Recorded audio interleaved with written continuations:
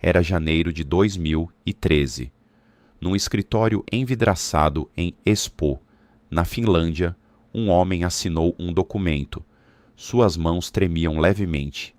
Do outro lado da mesa, advogados americanos aguardavam em silêncio. O valor escrito naquele papel era 5,44 bilhões de dólares.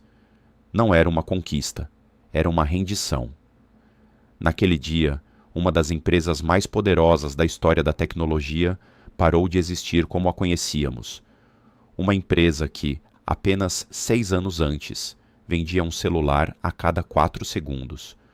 Uma empresa que, em seu auge, valia mais do que Ford, GM e Chrysler juntas. Uma empresa finlandesa que ensinou o mundo a se comunicar. Seu nome, Nokia. Para entender o que foi perdido naquele escritório em Espoo, é preciso voltar no tempo. Nokia não começou como uma empresa de tecnologia. Em 1865, Fredrik Idestam fundou uma fábrica de papel às margens do rio Nokianvirta, no sul da Finlândia. Durante décadas, a Nokia produziu papel, borracha e cabos elétricos. Era uma empresa industrial comum, num país pequeno e frio no norte da Europa. A transformação veio devagar. Nas décadas de 1970 e 1980, a Nokia começou a investir em telecomunicações, e então, nos anos 90, algo extraordinário aconteceu. O mundo precisava de celulares, e a Nokia estava pronta. Em 1998, a Nokia se tornou a maior fabricante de celulares do mundo, ultrapassando a Motorola americana, que havia dominado o setor por décadas. Foi uma virada histórica. Uma empresa finlandesa, de um país com apenas 5 milhões de habitantes, havia conquistado o mercado global. No auge, em 2007, a Nokia tinha 40% de todo o mercado global de celulares. 4 em cada 10 celulares vendidos no mundo saíam das fábricas da Nokia. A empresa empregava mais de 100 mil pessoas. Valia 110 bilhões de euros na bolsa. A melodia do Nokia Tune, aquela sequência simples de 8 notas, composta originalmente pelo violonista espanhol Francisco Tárrega no século XIX, tocava nos bolsos e bolsas de centenas de milhões de pessoas em todos os continentes. A Nokia não vendia só telefones, vendia confiança, durabilidade, um tijolinho indestrutível que você jogava na parede e sobrevivia. Ninguém, em 2007, apostaria no colapso dessa empresa. Mas o colapso estava prestes a começar. Para entender a magnitude do que a Nokia construiu, é preciso entender o mundo antes dos smartphones. Nos anos 1990, um celular era apenas um telefone. Você ligava. Você recebia ligadas. Talvez mandasse um SMS, se tivesse paciência para navegar pelo teclado numérico. A Nokia percebeu antes de qualquer outra empresa que o celular poderia ser mais do que isso. Em 1996, a Nokia lançou o Communicator, um aparelho que abria como um livro e tinha um teclado completo. Era grotesco, caro, incompreensível para a maioria das pessoas, mas era uma visão. A Nokia enxergava o futuro. Em 2002, a empresa lançou o Nokia 7650, o primeiro celular com câmera integrada da empresa. Em 2003, o Nokia 1100 se tornou o aparelho eletrônico mais vendido da história humana até aquele momento, 250 milhões de unidades. A Nokia investia pesado em pesquisa e desenvolvimento. Tinha laboratórios em todo o mundo, contratava os melhores engenheiros, designers e pesquisadores. E então, em 2004, algo extraordinário aconteceu dentro dos laboratórios da Nokia. Os engenheiros finlandeses desenvolveram um protótipo, um celular com tela touchscreen, sem botões físicos, conectado à internet, capaz de rodar aplicativos. Era bonito, era funcional, era revolucionário. Era, em essência, o smartphone que o mundo conheceria 3 anos depois. A Nokia tinha o iPhone antes do iPhone existir. Mas o protótipo nunca saiu do laboratório. Os executivos da Nokia decidiram não lançar o produto. Havia preocupações com a fragilidade das telas touchscreen. Havia medo de canibalizar os próprios produtos. Havia burocracia. Havia hesitação. O projeto foi arquivado. 3 anos depois, Steve Jobs subiria num palco em São Francisco e apresentaria esse mesmo conceito ao mundo. E mudaria a história da tecnologia para sempre. 9 de janeiro de 2007. Steve Jobs apareceu no palco do Moscone Center em São Francisco, com um sorriso largo. De vez em quando, surge um produto revolucionário que muda tudo, ele disse. Hoje, a Apple está reinventando o telefone. O iPhone era elegante, intuitivo e diferente de tudo que existia. Uma tela de vidro que respondia ao toque, sem teclado físico, um computador no bolso. A reação da Nokia foi reveladora. Ansi Van Jock, então diretor de mercados da Nokia, descartou o iPhone publicamente. Chamou de brinquedo para americanos ricos. Disse que a Nokia continuaria dominando o mercado com seus produtos robustos e acessíveis. Internamente, engenheiros da Nokia relataram anos depois que sabiam que o iPhone era uma ameaça real. Mas a cultura corporativa da empresa tornava difícil dizer isso em voz alta. A Nokia era uma empresa organizada em silos. Cada divisão protegia seu território. A comunicação entre equipes era travada por política interna. Engenheiros que alertavam sobre a ameaça do iPhone eram vistos como pessimistas ou como ameaças ao moral da empresa. A Nokia tinha um sistema operacional chamado Symbian. Era poderoso para os padrões de 2005, mas era lento, complicado e difícil de atualizar. Desenvolver aplicativos para o Symbian era um pesadelo para programadores. Quando o iPhone chegou com o iOS, simples, elegante, fácil de desenvolver, os programadores migraram em massa.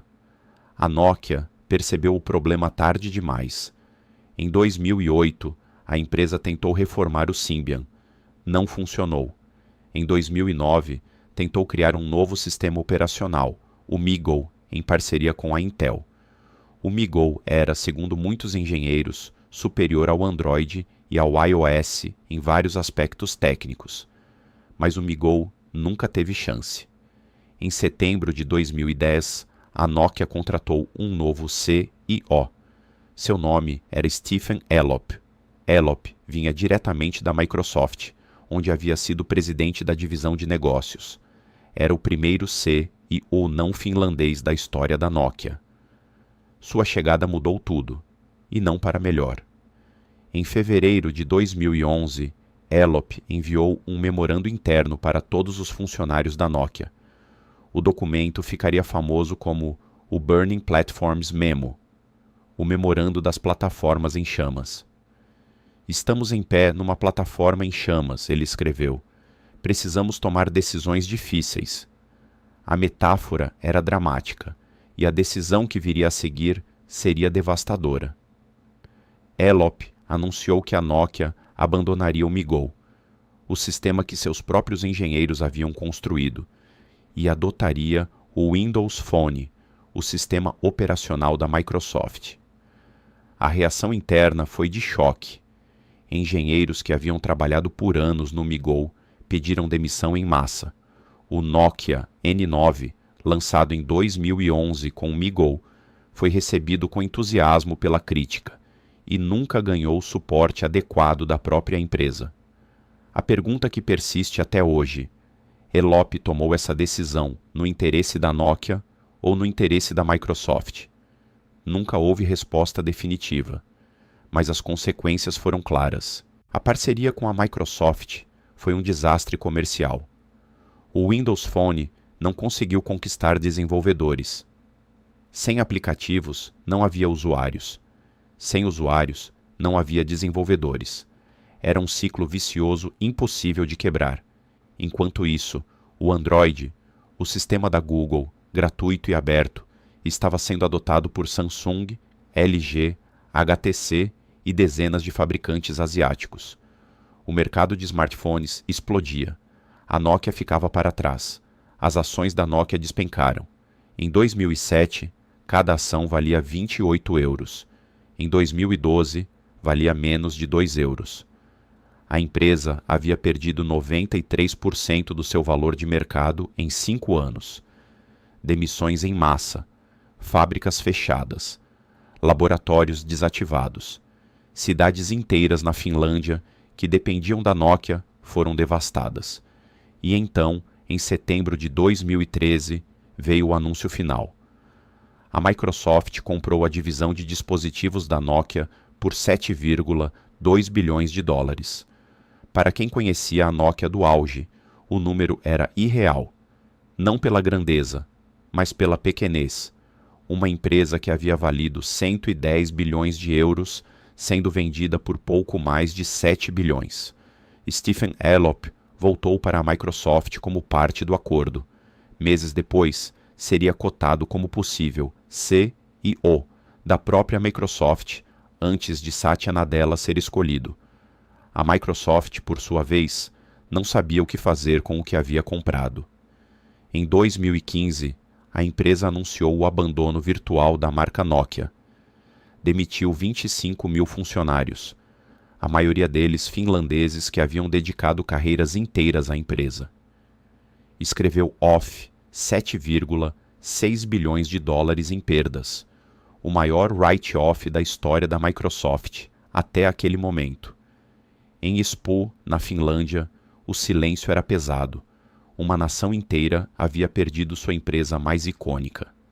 A história da Nokia não é uma história de incompetência.